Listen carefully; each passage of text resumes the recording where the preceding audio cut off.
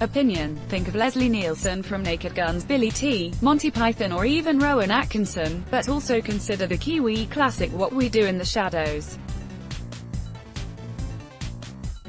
The DNA of all of them is in Wellington Paranormal, TV2, Wednesdays. Constables Minogue and O'Leary are two clowns short of a circus. They're assigned to a top-secret police paranormal unit to address an influx of ghosts, ghouls, demons and vampires in Wellington since Jacinda Ardern took leave to have her baby. Constable Minogue is so daft his wheels still spin even if the hamster has died. Even when he's chasing a demonic local who morphs from female to male, back again and into a dog, he wants to book her for speeding.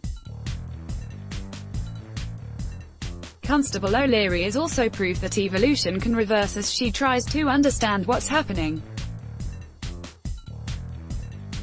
She can't climb fences and gets stuck every time. It may be why she's never been assigned to dog patrol. The couple bumble their way through the first episode without realizing it was zombies, not pioneers, who settled in Wellington. We're safe in Palmerston North as long as they don't extend a motorway. Wellington Paranormal is sheer fun, and pays homage to two billboards and great movie spoofs that came before. The dialogue, while weak at times, captures the New Zealand sense of humour, inspired by Fred Dagg. When we try to mimic others or shout too much like Jono and Ben, we fail. Minogue and O'Leary will never understand exorcism. By the end of the 6th episode they'll still believe it's a routine you do at the gym. That's the beauty of the series. Well done. You either skip the country to avoid the block, TV3, Sunday to Wednesday, use up your retirement leave to watch or save the programs. I'd prefer to save the whales. But I viewed because a couple of talented locals, CHLO and M, are contestants. First, it's better than last year. So far, the 2017 series was Cowboy Builders meets Married at First Sight.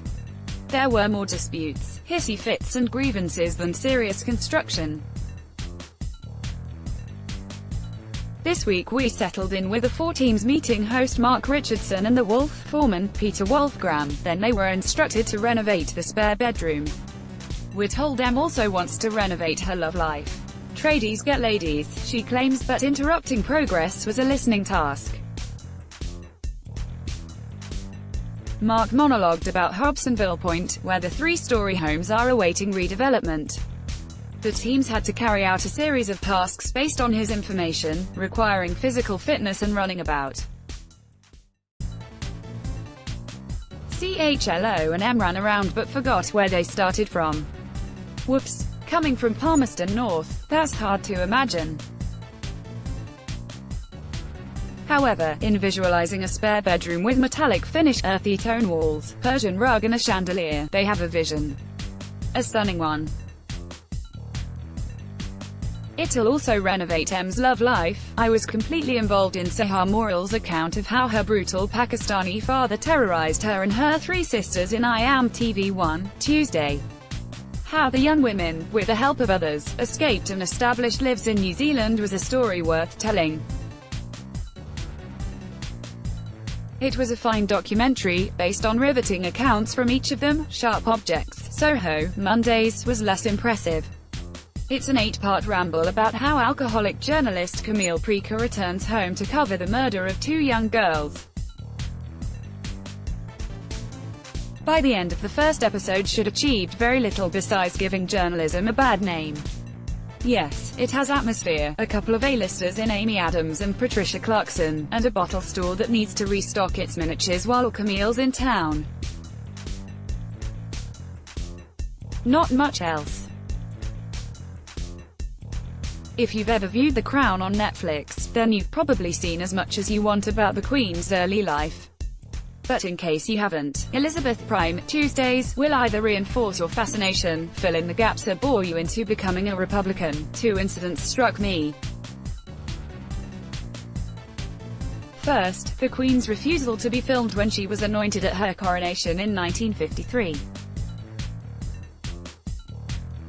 In the middle of the pageantry, she stripped to a simple garment and had her head, chest and hands anointed. Her head for wisdom, her chest for mercy and her hands for service. Prince Philip was also quoted as saying, "I'm nothing but a bloody amoeba existing to procreate." He didn't know his biology. "I thought an amoeba halved itself into 2 equal-sized cells. But Philip divided himself twice over and lived to tell the tale. That's why he's retired to Windsor Castle at 97 to try all over again."